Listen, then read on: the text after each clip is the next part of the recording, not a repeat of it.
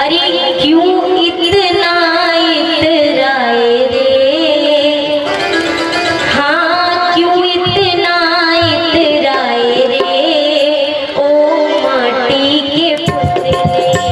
क्यों इतना इतराए रे, ओ माटी के पुतले। क्यों इतना इतराए रे, ओ माटी के पुतले।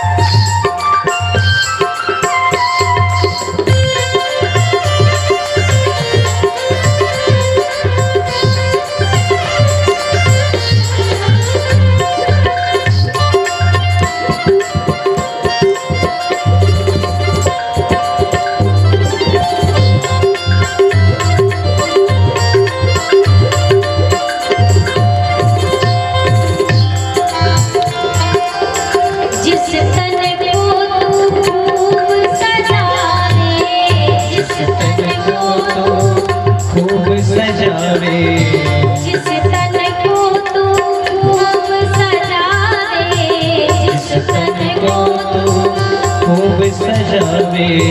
मलमल उपटन रोज नहावे, मलमल उपटन रोज नहावे।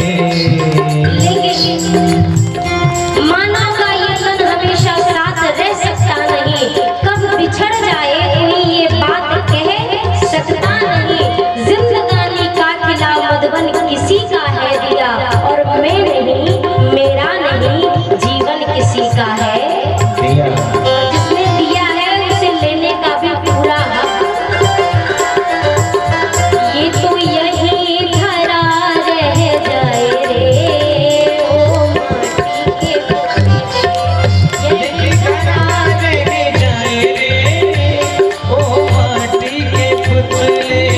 क्यों इतना इतराए रे, ओ माटी के पुतले।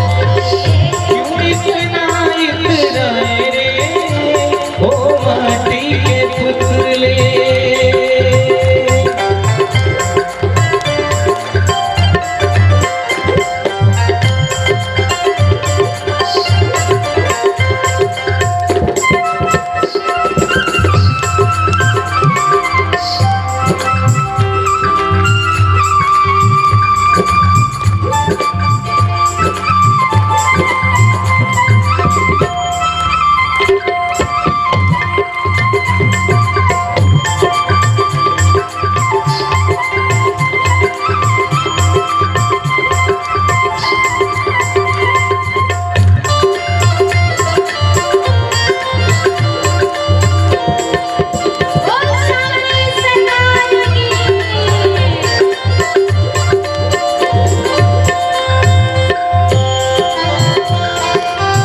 क्यों करता है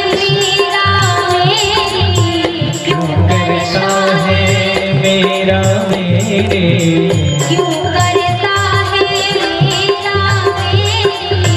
क्यों करता है मेरा मेरे। ये तन होगी रात की ढेरी, ये तन होगी रात की ढेरे। हाथ न कुछ भी आए रे, हाथ न कुछ भी आए रे, माटी के पुतले। हाथ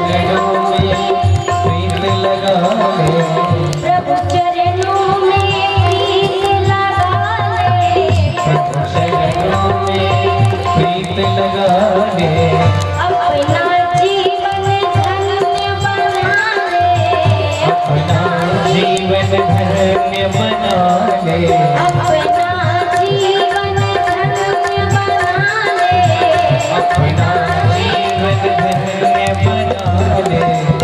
भव सागर तर जाए रे, भव सागर तर जाए रे, ओ माटी के पुतले हम सागर कर जाए रे, जीवन बीता जाए रे, जीवन बीता जाए रे। अभी जोर से बोले, सुनाई दे कम से कम। ऐसे मन में बोल रहे कि अपने ही बोल रहे, अपने ही सुन रहे। जीवन बीता जाए रे, हर जगह होते हैं ना, इधर की पार्टी पे हमें जोर देना पड़ता है, इधर वाली ठीक ठाक चलती है, यहाँ उल्टा है, इधर एकदम सही जा रही है, इनको तो ढकेल ढकेल के ले जाना पड़ रहा है।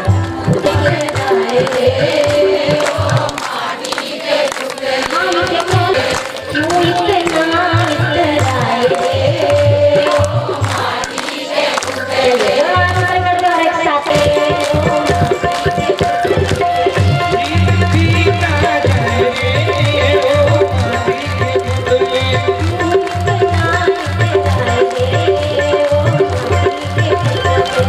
क्यों इतना इतराए रे, ओ माटी के पुतले यही बता रह जाए रे, ओ माटी के पुतले। यही बना रह जाए रे, ओ माटी के पुतले। बोलिए श्री राम पवन सुत हनुमान की।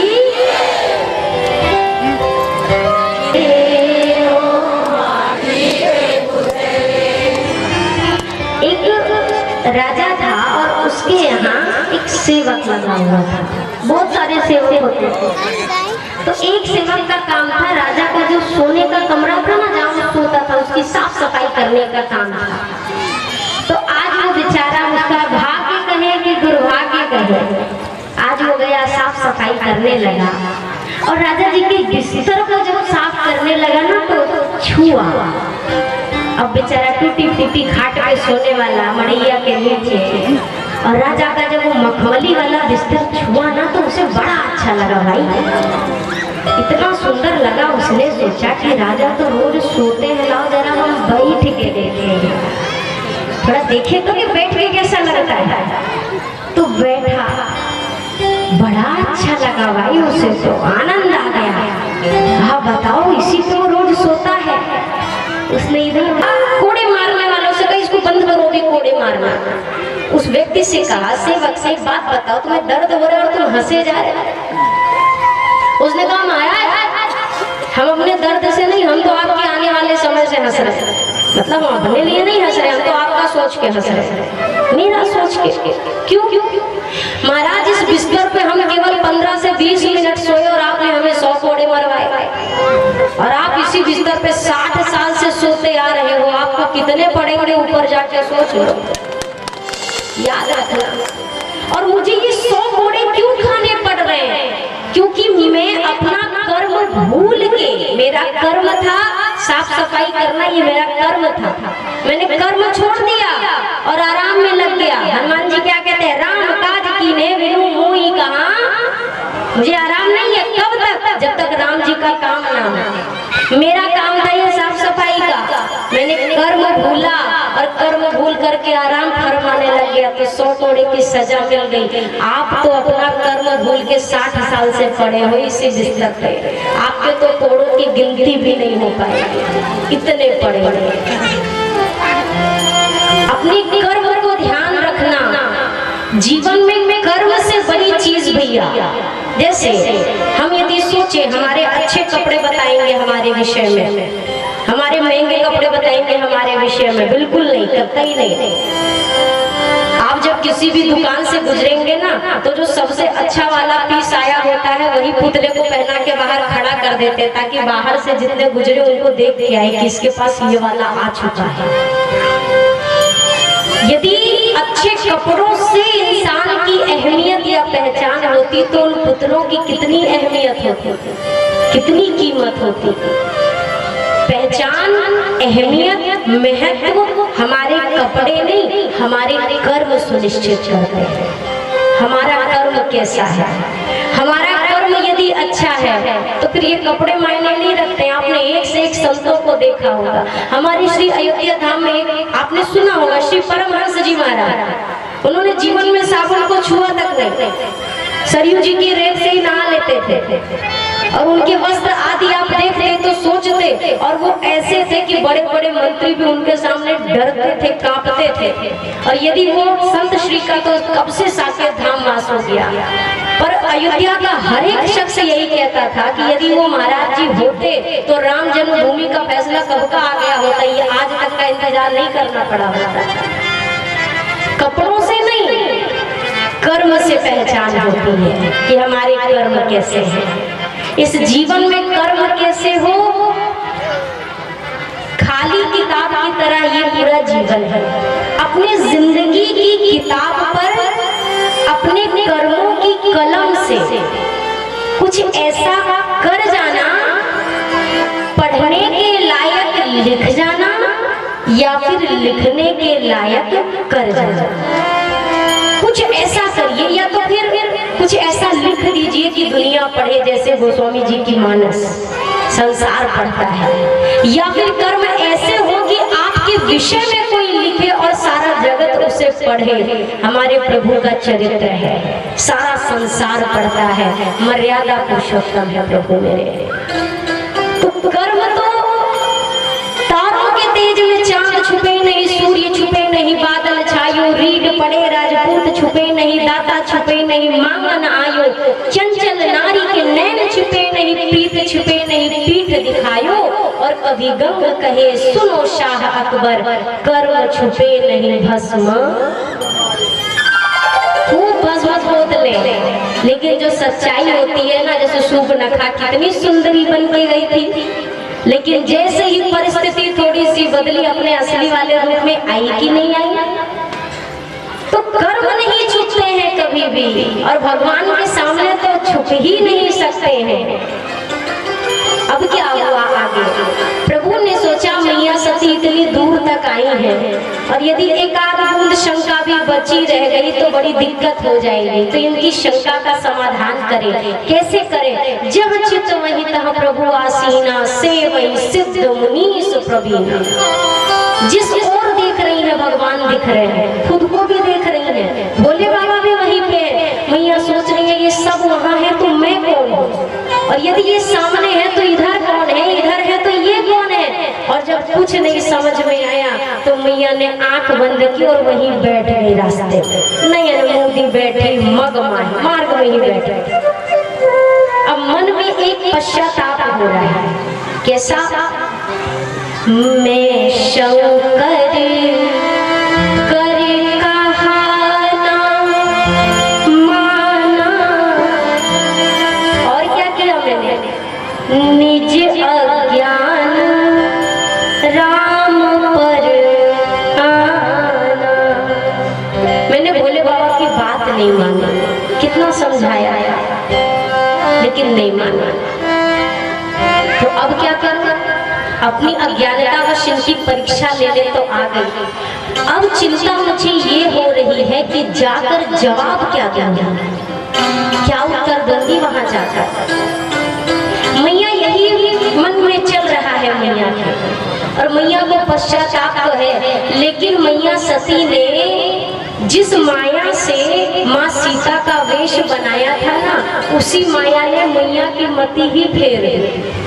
मन में पछतावा तो हो रहा है कि मैंने कहना नहीं माना। और भोले बाबा के पास पहुंची, भोले बाबा ने सबसे पहले हाल चाल पूछा, देवी ठीक ठाक, कुशलता से तो हो। कुशलता उसी की पूछते हैं जिसको कोई बीमारी पकड़ लेती है। माँ को शंका का रोग लगा, देवी ठीक हो, अच्छा ठीक हो तो अब सही सही बताओ कि लीन परीक्षा कवन विधि कहब सत्य सब बात। ये नहीं कहा कि देवी कैसे क्या हुआ, बस वो विधि बताओ। ये नहीं पूछा कि परीक्षा ली कि नहीं ली। भगवान भोलेनाथ जानते हैं यहाँ से यदि गई थी, वो भी हमारी बात जब नहीं समझी और गई तो परीक्षा तो ली ही। तो यदि ली है तो मुझे वो विधि बताओ, किस विधि से परीक्षा ली।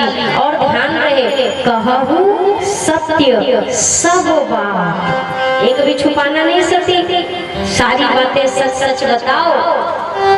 लेकिन जो माया बैठी है, उस माया ने कैसी मति फेरी।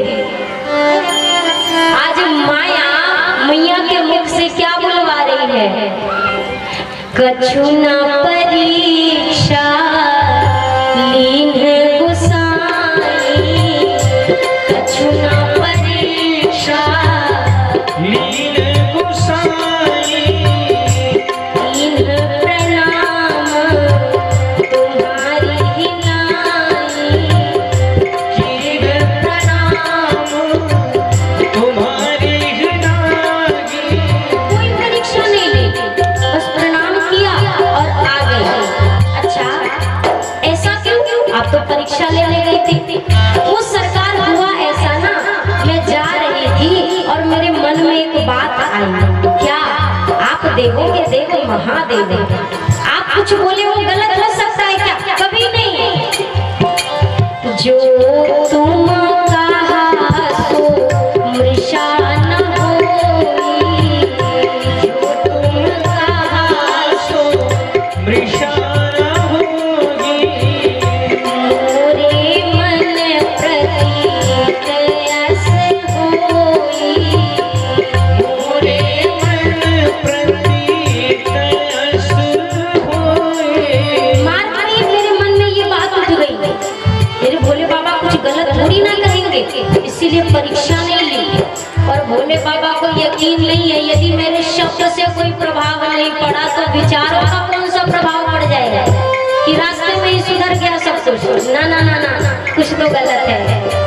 तब शंकर देखे उधर ध्याना, तब शंकर देखे उधरी ध्याना, सती झुकी चरित सब जाना, सती झुकी चरित सब जाना। अब जो करो सती सन प्रीति, अब जो करहूँ सती सन प्रीति, मिटई भगति पथ हो